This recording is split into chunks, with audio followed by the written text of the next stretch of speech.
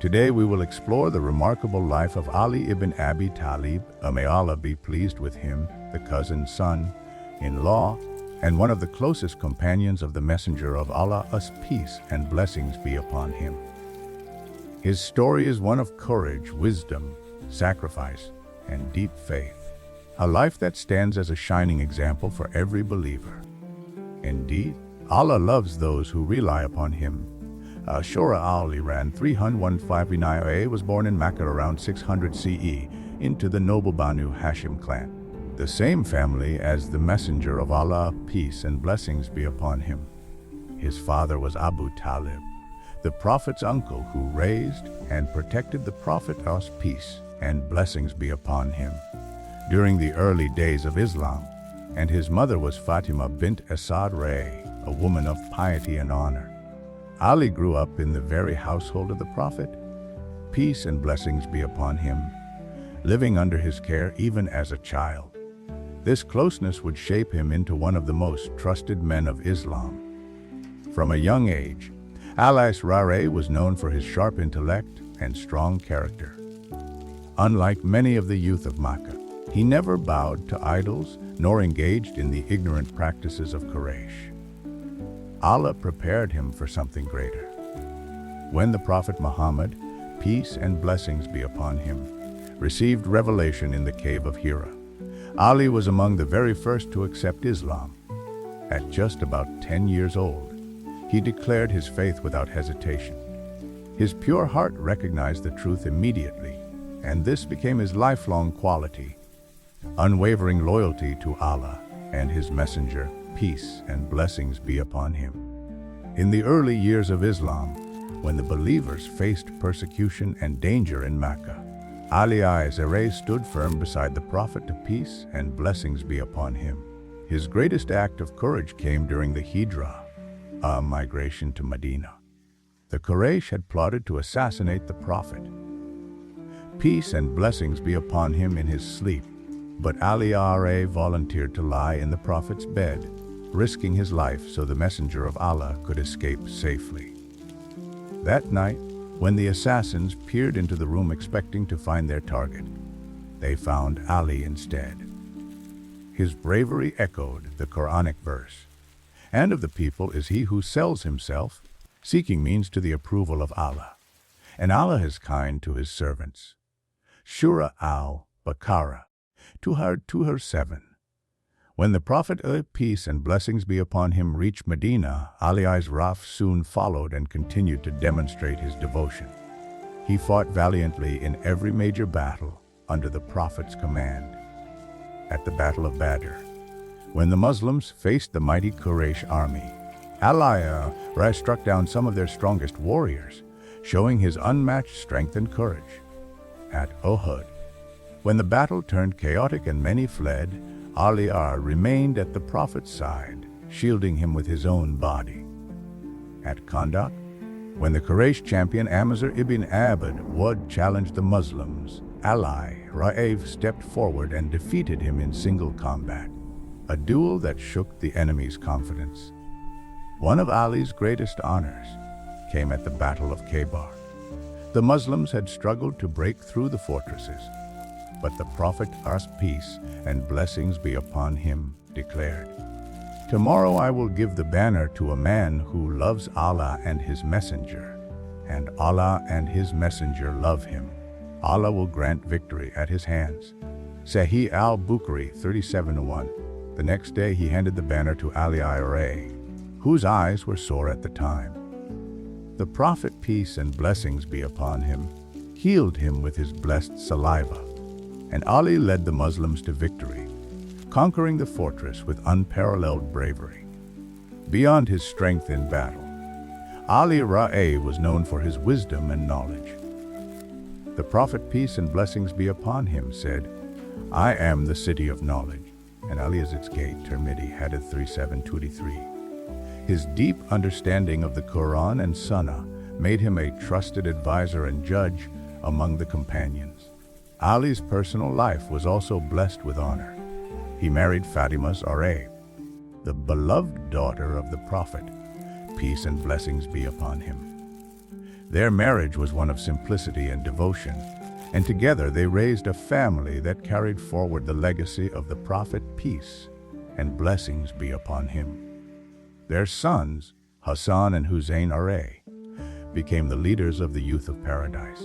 Despite their poverty, Ali and Fatimah lived lives of generosity and service, giving whatever they had for the sake of Allah. Throughout these early years, Ali was always at the Prophet's side, as a warrior, a scholar, a son-in-law, and a devoted companion. His life was a testament to sincerity and courage.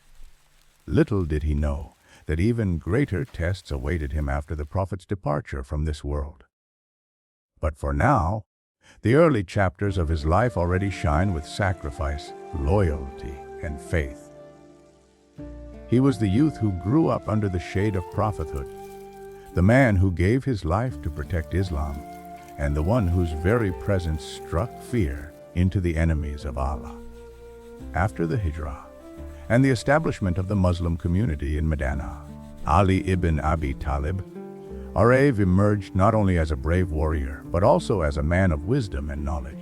His loyalty to the Messenger of Allah's peace and blessings be upon him was unmatched, and his role in shaping the destiny of Islam only grew stronger with every passing year.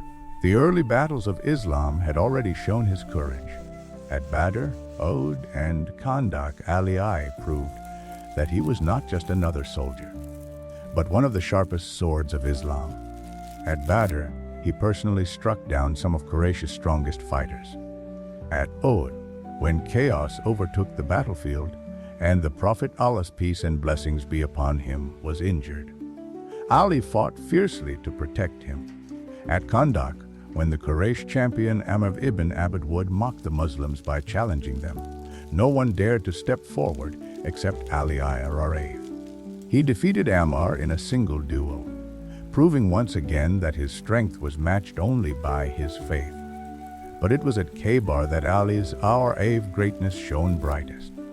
The Jewish tribes of Khaybar had fortified themselves in strongholds that seemed impossible to conquer. The Muslims fought bravely, but progress was slow. One night, the Prophet, peace and blessings be upon him, declared, "Tomorrow I will give the banner to a man who loves Allah and His Messenger, and Allah and His Messenger love him. Allah will grant victory through him." Sahih al-Bukhari 371. The next day, the Prophet, peace and blessings be upon him, called Ali, who at the time had sore eyes. The Prophet applied his blessed saliva to Ali's eyes, and they were instantly healed. With renewed strength, Ali charged forward, carrying the banner of Islam. He fought valiantly and broke through the fortress of Khaybar, securing victory for the Muslims. This victory was not just a military triumph. It cemented Ali's place as the Lion of Allah. His bravery gave hope to the Muslims and struck fear into their enemies.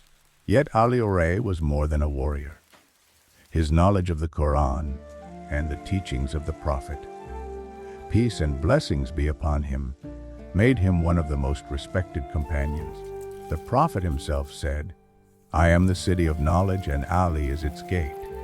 So whoever desires knowledge, let him enter through the gate." Tirmidhi, Hadith 3723. Ali was also blessed with the honor of marrying Fatimah, the beloved daughter of the Prophet, of peace and blessings be upon him. Their marriage was simple, built on faith and devotion rather than wealth. Despite living in poverty, they shared their lives in service to Allah. Fatimah would grind grain until her hands were blistered, while Ali worked tirelessly to provide for the family. Yet they never complained. Instead, they devoted themselves to raising their children, Hasan and Husayn, the grandsons of the Prophet, peace and blessings be upon him, who would later become the leaders of the youth of paradise. One famous incident shows the depth of their faith. Once a poor man came to their home seeking food. Ali, Fatimah, Hasan, and Husayn had little to eat themselves, but they gave away their meal in charity. going hungry for the sake of Allah. This sacrifice inspired the revelation of verses in Surah Al-Insan, and they give food in spite of love for it to the needy, the orphan, and the captive, saying, "We feed you only for the countenance of Allah. We wish not from you reward or gratitude." Surah Al-Insan. Ali Azraev also became a trusted judge. His wisdom and deep understanding of the Quran made him a source of guidance for the Muslims. Many companions would consult him in matters of law and judgment. His speeches and sermons, filled with wisdom and eloquence, would later be compiled in works such as Nahj al-Balagha, a testament to his brilliance. His closeness to the Prophet, peace and blessings be upon him, was unmatched. Ali Azraev not only fought beside him, but also traveled with him, prayed with him, and learned directly from him. The Prophet often reminded the companions of Ali's status. "At Ghadir come," he said, "for whomever I am his Mawla. Ali is his Mawla." Musnad Ahmad Hadith 234.8. This declaration emphasized the deep love and trust the Prophet had for Ali. Through every challenge, Ali Azraev displayed humility, despite his courage in battle and his unmatched knowledge. He never sought glory for himself. His life was lived for Allah and His Messenger, peace and blessings be upon him. As the years passed, his bond with the Prophet, peace and blessings be upon him, only grew stronger, and his role in the growing Muslim community became more central. By the time the Prophet's mission in Makkah and Medina neared its end, Ali had already proven himself as a man of courage, faith, and wisdom. Yet, the trials awaiting him after the Prophet's passing would be far greater than anything he had faced before. When the Messenger of Allah's peace and blessings be upon him departed from this world, the entire Muslim community was shaken. The companions were heartbroken, and the weight of leadership now fell upon those who had been closest to him. In these moments of sorrow and confusion, Ali ibn Abi Talib showed patience and wisdom, standing firm as a pillar of strength for the Ummah. Although many believe that Ali being both cousin and son-in-law of the Prophet, peace and blessings be upon him, was among the most worthy to lead, Abu Bakr as-Siddiq's was chosen as the first Khalifah.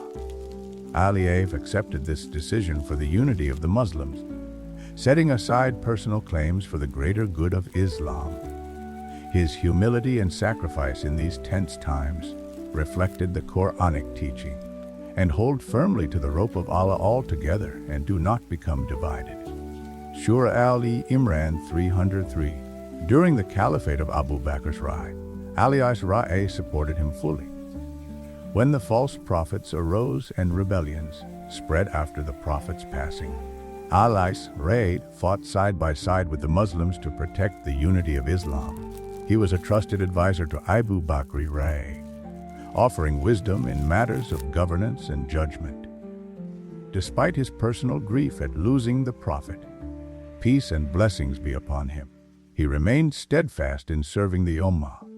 When Umar ibn al-Khattab Azraev became Khalifa, Ali Azraev continued to play a vital role. Umar often sought his advice, knowing Ali's deep knowledge of Quran and Sunnah. Umar would say, "I seek refuge with Allah from a problem that Abu al-Hasan's Ali cannot solve." His wisdom in law, justice, and governance was unmatched. In fact, many of the judicial principles of the Islamic State during Umar's rule were strengthened by Ali's counsel. During Umar's caliphate, Islam expanded rapidly into Persia, Syria, and Egypt. Ali Azraev supported these efforts, guiding the new generation of Muslims in understanding their faith.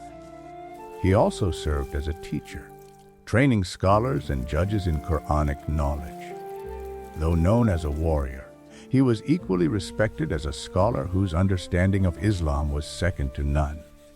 When Uthman ibn Affan became the third Caliph, Ali Azraev continued his role as a loyal supporter.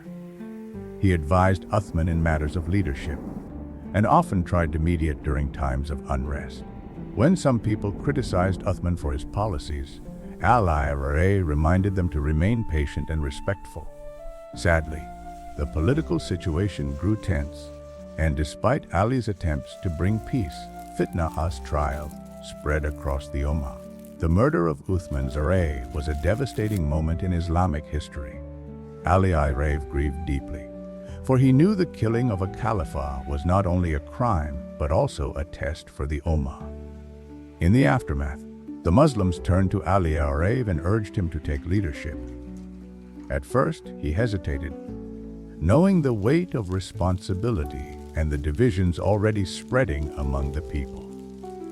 But when the companions pressed him, he accepted the caliphate, becoming the fourth Khalifah of Islam.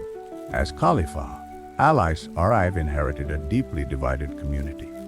Some groups supported him, while others opposed him due to the events surrounding Uthman's death.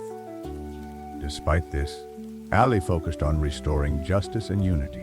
He moved the capital to Kufa in Iraq to be closer to the heart of the conflicts, and worked tirelessly to stabilize the Ummah. Ali implemented reforms to ensure fairness and justice. He removed corrupt governors, re-established Islamic principles in governance, and emphasized equality among Muslims. He was known for his humility. He lived simply, wore modest clothing, and walked among the people without pride. He often said, "This world is a house that passes away, and the hereafter is a house that remains forever." His life reflected this philosophy. He sought no luxury, only the pleasure of Allah. Yet, his caliphate was marked by great trials. Battles erupted within the Muslim community, including the Battle of the Camel and the Battle of Siffin. These were moments of heartbreak, as Muslims fought against Muslims due to political differences. Ali never sought war, but when forced, he stood firm in defending justice. Even in battle, he showed mercy. When opponents were defeated, he forbade harming prisoners or civilians. His sense of justice shone even in conflict. One of the most painful aspects of Ali's caliphate was the constant struggle to hold the Ummah together. Despite his efforts, divisions grew, giving rise to factions and sects. Ali bore this trial with patience, often reminding his followers that truth and justice must never be abandoned, no matter how difficult the road. Through all of this, Ali ibn Abi Talib's remained a man of deep piety. He would spend his nights in worship, reciting Quran with tears flowing down his face. He was known for his eloquent sermons, his wise sayings, and his unwavering trust in Allah. To his followers, he was not only a leader, but also a spiritual guide. But destiny had one final test for him. As he tried to heal the fractures within the Ummah, a new danger arose that would ultimately take his life. Ali ibn Abi Talib, the cousin, son-in-law, and loyal companion of the Messenger of Allah, peace and blessings be upon him, carried the weight of leadership with dignity and sincerity. Yet his caliphate was a time of deep trials. The internal conflicts and divisions within the Ummah became his greatest test, for he longed to restore unity. But the shadows of fitnah, civil strife, spread across the Muslim lands. After the Battle of Siffin and the arbitration dispute with Muawiyah ibn Abi Sufyan, a group known as the Khawarij broke away in rebellion. They considered themselves the only true Muslims and condemned all who disagreed with them. Ali, known for his justice and fairness, tried to reason with them, but many refused. When they began killing innocent Muslims, Ali had no choice but to confront them at Nahrawan. Though the Khawarij were defeated, their ideology of extremism lingered like a poisonous seed. It was from this group that his assassins arose. They plotted to kill 3 leaders simultaneously: Muawiyah in Damascus, Amr ibn as in Egypt, and Ali in Kufa. Their plan was to strike during Fajr prayer, believing it would create chaos and end the conflicts. The one assigned to Ali was a man named Abdur Rahman ibn Muljam. On the 19th of Ramadan in the year 40 AH, Ali entered the mosque of Kufa before dawn. As he bowed his head in sujood, immersed in worship of Allah, Ibn Muljam struck him with a poisoned sword. Blood flowed and Ali fell, uttering words that reflected his life's devotion. "By the Lord of the Kaaba, I have succeeded!" For Al-Arif, martyrdom in the path of Allah was not a tragedy, but the completion of his mission. He was carried to his home, where his family and companions gathered in grief. For 2 days he remained alive, instructing his children to fear Allah, uphold justice, and remain united with the Muslim Ummah. On the 21st of Ramadan, he returned to his Lord at the age of 63, the same age as the Prophetess, peace and blessings be upon him. His burial was kept secret due to fear of unrest, and his grave remained hidden for years. Yet his legacy could not be hidden. Alias Ray left behind not only memories of bravery on the battlefield, but also timeless words of wisdom. His sayings about patience, justice, and the fleeting nature of this world became guiding lights for generations. Ali's legacy lived on through his children, Hasan and Husayn, the beloved grandsons of the Prophet, peace and blessings be upon him. Through them, the family of the Prophet continued to inspire the Ummah with sacrifice, knowledge, and devotion. Hasan briefly assumed leadership, while Husayn would later stand against oppression in Karbala, his martyrdom becoming one of the most profound moments in Islamic history. But Ali himself remains remembered as the Lion of Allah, the embodiment of courage, wisdom, and humility. He was the warrior who defeated the strongest of Quraysh, the scholar who opened the gates of knowledge, the leader who ruled with justice, and the servant of Allah who bowed his head in humility every night. The Prophet, peace and blessings be upon him, had once said, "You are to me as Harun was to Musa, except that there is no prophet after me." Sahih Muslim 2404. This honor showed Ali's closeness to the Messenger and his place in the history of Islam. His martyrdom was a painful chapter for the Muslims, but it also served as a reminder. Power, battles, and disputes are temporary, but what remains eternal is faith, knowledge, and sincerity to Allah. Ali's life taught that true strength is not in the sword, but in standing firm upon justice, even when the world turns against you.